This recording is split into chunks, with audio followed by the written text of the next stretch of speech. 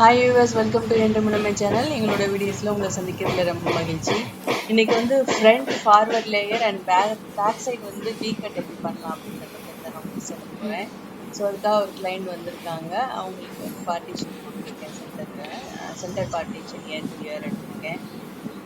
And then back side வந்து நான் partition பண்ணல, பட் ஃபஸ்ட்டு வந்து கிளிக் பண்ணிக்கிறேன். அது ஃபஸ்ட்டு வந்து ஃப்ரண்ட்டில் வந்து ஃபார்வர்ட் லேயர் போகிறேன். ஏன்னா அவங்க வந்து கொஞ்சம் டீப் பியை கேட்டாங்க. ஸோ டீப் பின்றப்போ ரொம்ப ஷார்ட் ஆகுன்றதுனால நான் அதை அவாய்ட் பண்ணிவிட்டு back side V shape, front வந்து ஃபார்வர்ட் லேயர் நான் டிசைட் பண்ணியிருக்கேன். ஸோ அதோட மெத்தட் இப்போ எப்படி நம்ம பார்க்கலாம். ஸோ ஃப்ரண்ட் செக்ஷனை மட்டும் எடுத்து அவங்க எந்த லெவலுக்கு சொல்கிறாங்களோ அந்த லெவலுக்கு கட் பண்ணலாம். இந்த அளவு பண்ணலாமா? இந்த அளவு ஷார்டன் பண்ணலாமா? சைடில் மட்டும். ஸோ வியூவர்ஸ், இப்போ வந்து நம்ம ஃப்ரண்ட் செக்ஷனை மட்டும் எடுத்து நான் வந்து லெவலாக பண்ணியிருக்கேன். அவங்க எந்த அளவுக்கு கேட்டாங்களோ அந்த அளவுக்கு மார்க் பண்ணி லெவல் பண்ணியிருக்கேன். அண்ட் அதை பார்ட்டிஷன் பண்ணிக்கிறேன், சென்டர் பார்ட்டிஷன் பண்ணிக்கிறேன். கொடுத்துட்டு பேக்கில் இருக்கிற ஹேரையும் டபுள் செக்ஷனாக பிரிச்சு, 2 செக்ஷனாக சென்டர் பொசிஷனில் வச்சு 2 செக்ஷனாக பிரிச்சுருக்கேன். பிரிச்சுட்டு நம்ம ஆல்ரெடி கட் பண்ணியிருக்கோம் இல்லையா, ஃப்ரண்ட் செக்ஷனோட பேக் சைடையும் மேட்ச் பண்ணி கட் பண்ணேன். ஆல்ரெடி கட் பண்ணியிருக்க ஃப்ரண்ட் லேயரோட பேக் சைடு ஹேரையும் ஒன்றா சேர்த்து ஆல்மோஸ்ட் 60 டிகிரியில் கட் பண்ணேன். ஸோ இது வந்து ஒரு ஃபார்வர்டு லேயர் அல்லது டிபி பண்ணணும் அப்படின்னு நினைக்கிறவங்களுக்கு இது ஒரு ஈஸி மெத்தட். அண்ட் லேயர் வந்து ரொம்ப அழகாக நீட்டாகவும் கிடைக்கும்.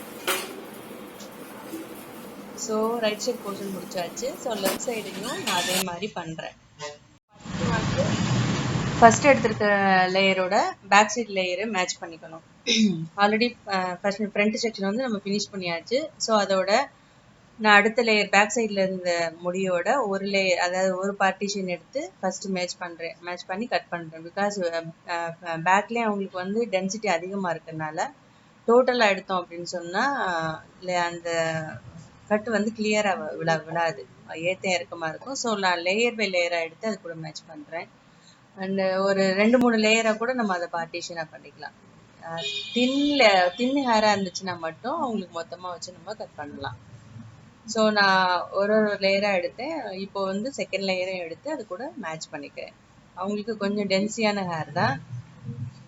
ஸோ வந்து மொத்தமாக கட் பண்ணும்போது நம்மளுக்கு ஃபினிஷிங் அவ்வளோவா இருக்காதுன்றதுனால நான் லேயர் பை லேயராக எடுத்திருக்கேன். லேயர்னால் நிறைய செக்ஷன் போடலை, 2 செக்ஷன் தான் போட்டிருக்கேன். அதாவது ஆல்ரெடி பேக்கில் வந்து 2 போர்ஷன் கொடுத்தோம். ஸோ இப்போ வந்து அதையும் டபுள் ஆக்கி இது கூட மேட்ச் பண்ணி கட் பண்ணியிருக்கேன்.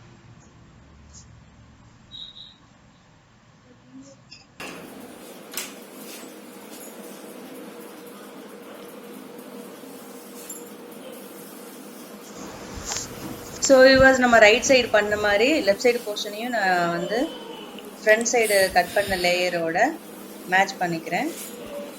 டென்ஸ் கொஞ்சம் அதிகமாக இருந்ததுனால நான் 2-3 லேயராக பிரிச்சிருந்தேன். ஸோ இப்போ மொத்தமாக அந்த ஆல்ரெடி நம்ம பண்ண அந்த ஃப்ரண்ட் லேயரோட பேக் சைடு ஹேரையும் சேர்த்து கொண்டு வந்திருக்கேன். ஸோ அதுக்கு ஈவனாக அதோட அந்த கைட்லைனை மேட்ச் பண்ணி நான் இந்த ஹேரையும் கட் பண்ணியிருக்கேன். ஸோ இப்படி பண்ணும்போது என்னென்னா ஷேப்பும் வந்து பேக் சைடில் உங்களுக்கு வி ஷேப்பில் கிடைக்கிறது மட்டும் இல்லாமல் ஹேர் ரொம்ப ஷார்டன் ஆகாது. இந்த கிளைண்ட் கேட்டதும் அதுதான், பேக் சைடு வி ஷேப் வேணும், பட் ரொம்ப ஷார்ட் ஆகக்கூடாது. அதனால நான் உங்களுக்கு வந்து front forward layer and back side V அந்த மாதிரி பண்ணியிருக்கேன். ஸோ இப்போ பார்த்தீங்கன்னா ஷேப் ரொம்ப அழகாக வந்திருக்கு. ரொம்பவும் ஷார்ட்டாகவும் ஆகலை, அதே நேரத்தில் வி ஷேப்பும் வந்துருச்சு. அதெல்லாம் இன்னும் ஷார்ட் போடலாமா?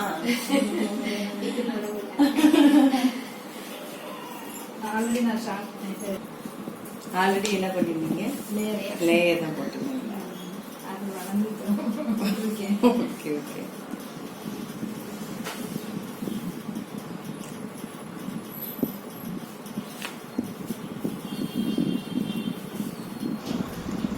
ஸோ ஹேர் கட் வந்து ஃபினிஷ் ஆகிடுச்சு. பட் வந்து அந்த எக்ஸ்ட்ரா கீழே இருக்கும் இல்லையா, கொஞ்சம் பிசுராக இருக்கிறத வந்து நான் லைட்டாக ட்ரிம் பண்ணி வரேன் மறுபடியும். ஏன்னா நம்ம ஃப்ரண்ட்டில் லேயர் கொண்டு போய் ஃபார்வர்ட் லேயரோடு சேர்த்து பண்ணதுனால பேக்கில் விடும்போது கொஞ்சம் அந்த பிசிறு இருக்கும். ஸோ நான் வந்து அந்த பிசிறை மட்டும் வந்து ஃபினிஷிங்காக லைட்டு வி ஷேப்லேயே நான் வந்து அதை கட் பண்ணி விடுறேன். பிகாஸ் அப்போ தான் வந்து நம்ம ப்ளோ ட்ரை பண்ணி செட் பண்ணி எடுக்கும்போது அந்த ஃபினிஷிங் வந்து நம்மளுக்கு ரொம்ப நீட்டாக தெரியும். இல்லைன்னா முன்ன பின்னலாம் இந்த ஒரு மாதிரி அந்த பிசிறு இருக்கும்போது வந்து அந்த ஃபினிஷிங் நீட்டாக கிடைக்காது. ஸோ அதுக்காக தான் நான் பண்ணியிருக்கேன். இப்போ ப்ளோ ட்ரை பண்ணலாம் நம்ம. ஸோ ஆல்ரெடி சொன்ன மாதிரி தான் எப்பயுமே அப்வர்டு பண்ணிட்டு அதுக்கப்புறம் இன்சைடு. நான் ஆல்ரெடி சொன்ன மாதிரி வந்து இன்சைடில் அப்வர்டு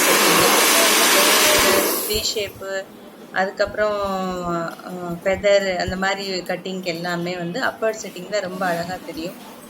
அண்ட் லேஸ் பார்க்கும்போது ரொம்ப திக்காகவும் பவுன்ஸியாகவும் தெரியும். ஸோ நான் ஃபஸ்ட்டு இன்சைட் செட்டிங் கொடுக்குறேன்.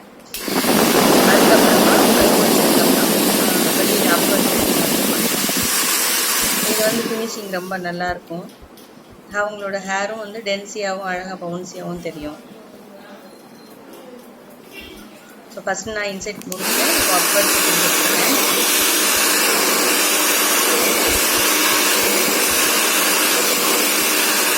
ரொம்ப ஃபினிஷிங் வந்து ரொம்ப அழகாக இருக்கும் செட்டிங் முடிக்கும் போது.